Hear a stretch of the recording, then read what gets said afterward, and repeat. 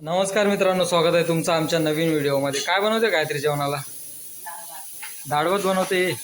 चला, आज रविवारी बरेच जण सांगतात चिकन मटन खातात तुम्ही, असं आहे तसं आहे.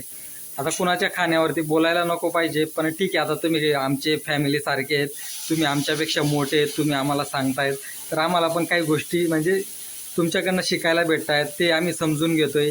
ते खूप महत्त्वाचं आहे. आता आम्ही ठरवलं की जास्त चिकन मटन वगैरे काय खायचं नाही, एवढा महिना तर नको जास्त खाऊया म्हटलं. आपण आपलं आपलं काहीतरी डाळ भात, वांगी बटाट्याची भाजी, काय जे असेल ना, भाजीपाला वगैरे तेच खाऊया म्हटलं आपण आता. कारण की तुम्ही एवढे कमेंट्स करून वगैरे सांगतात, ते सर्वांचे मी कमेंट्स वगैरे वाचलेत. ठीक आहे, आमच्यापेक्षा तुम्ही मोठे आहेत, तुम्हाला पण काही गोष्टींचा अनुभव असेल म्हणून तुम्ही एवढं समजवतायत आम्हाला. तर आम्ही पण निर्णय घेतला की आम्ही पण आता जास्त काही चिकन मटन वगैरे खाणार नाही. आम्ही आमचं काय आपलं भाजीपाला वगैरे रोजचं जे आहे तेच खाणार आम्ही, बरोबर की नाही गायत्री? आणि तुम्हाला माहीत नसेल त्याच्यासाठी सांगतो, गायत्री चिकन मटन काहीच खात नाही. कारण की सुरतची आहे आणि त्या गुजराती फॅमिलीबरोबर राहिली आहे ती, म्हणून तिला चिकन मटनशी काही संबंध नाही आहे तिचा. म्हणजे असं नाही की नाही खात, त्याच्यामध्ये जर चिकन वगैरे बनवलं ना तिने, फक्त ती रसा खाते, चिकन वगैरे काही जास्त खात नाही. आणि खाल्लं पण तर त्याच्यातलं एक पीस म्हणणं अर्धा एक पीस खाते तर खाते, ते पण मी सांगतो म्हणून खाते ती. नाही तर तिला चिकन मटन मच्छी आणि तिचा काहीच संबंध नाही आहे. फक्त मी ते चिकन आणतो ना, ते फक्त माझ्यासाठीच आणतो ते.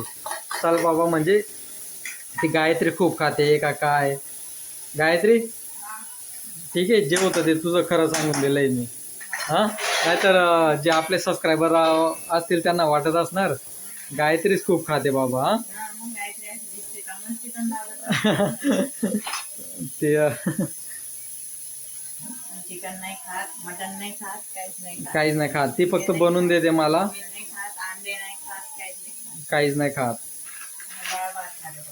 हो, तेच म्हणून आम्ही पण आता म्हणजे भाजीपाला मला आवडतात, हां तुम्ही नाही खात, तुम्ही नॉनव्हेज खाता. हां, आता बघा पहिल्यापासून जास्त नाही, कमी झाले आता. कमी झालंय. आधी जास्त खायचो, पप्पांकडे होते तेव्हा तेव्हा जास्त खायचो. 1 किलो मटन चिकन असायचं जरा, ते खायचे नाही. ते कसं मित्रांनो, म्हणजे आई बाप्पांनी ते बघा, म्हणजे तुम्हाला माझी पूर्ण स्टोरी पण सांगतो की आम्ही माझं शिक्षण वगैरे कुठे झालं, काय झालं, परत गायत्रीचं आणि माझं लग्न कसं झालं, आपण याच्यावरती एक वेगळा व्हिडिओ बनवणारच आहेत. हे बघा, आई पप्पांनी ते सिंधुदुर्गामध्ये होते. सिंधुदुर्ग माहिती आहे तुम्हाला, आपलं रत्नागिरी साईडला सिंधुदुर्गमध्ये होते.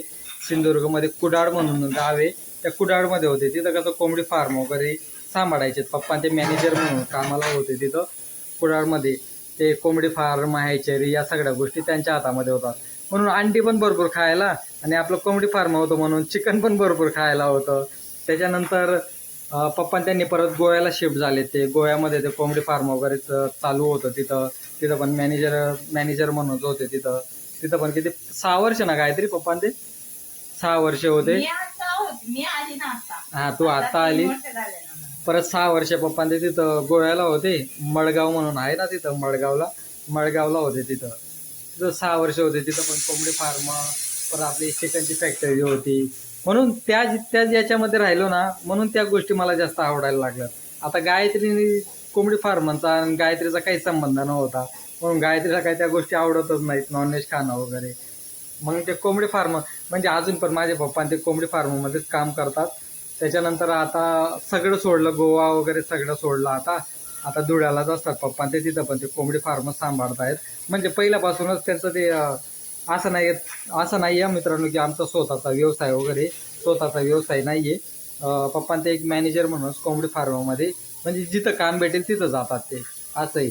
आता धुळ्यावरनं ते आता कुठेतरी पुण्याला जाणार आहेत ते. आता म्हणजे आज गेलेत वाटतं पुण्याला ते कामाला. त्यांचं म्हणजे असं फिरस्तीचं पण काम असतं. या पोल्ट्री फार्मला व्हिजिट करा, त्या पोल्ट्री फार्मला व्हिजिट करा, कोंबड्यांबद्दल माहिती सांगा.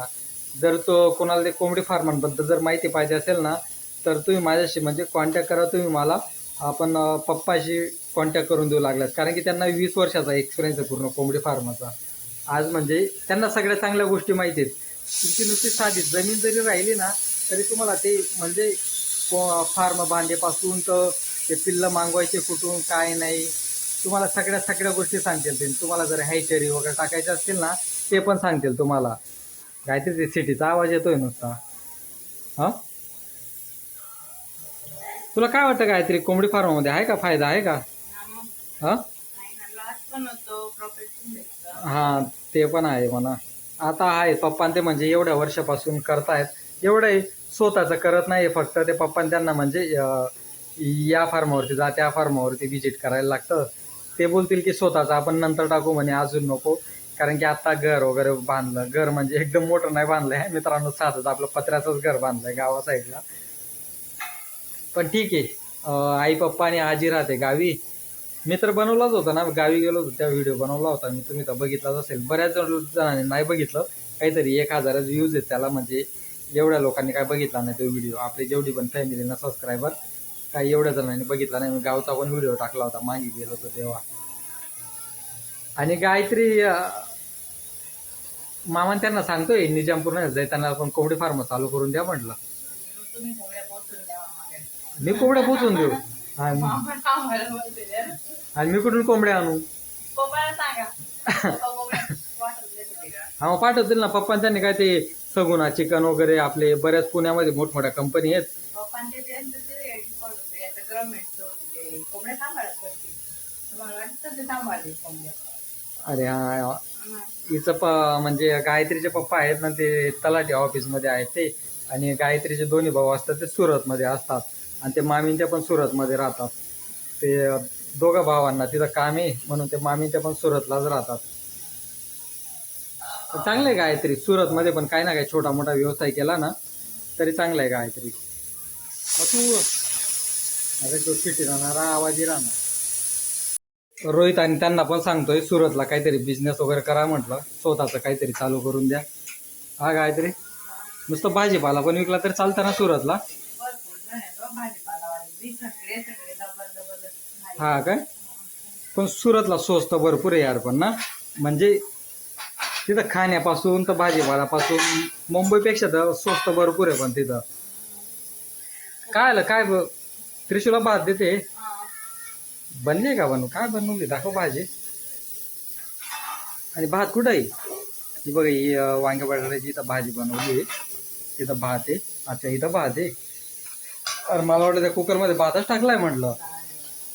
अच्छा डाळ टाकली तिथं.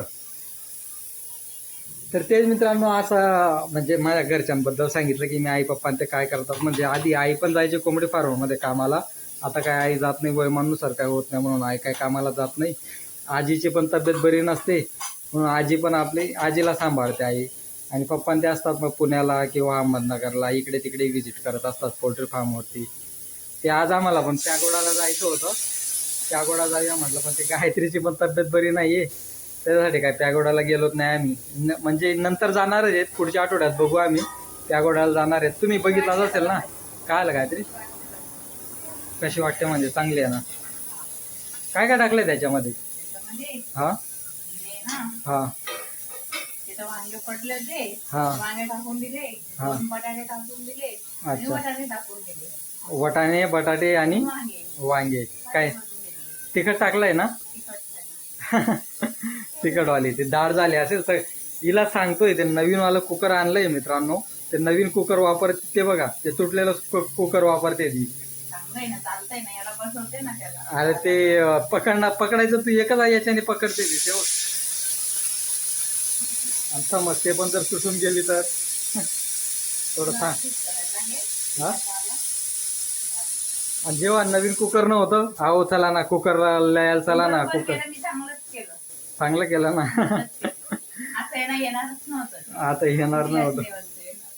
ठीक आहे चालेल मित्रांनो, भेटू आपण पुढच्या व्हिडिओमध्ये. चल बाय बाय कर गायत्री. Bye bye. चला मित्रांनो बाय बाय, भेटू आपण पुढच्या व्हिडिओमध्ये.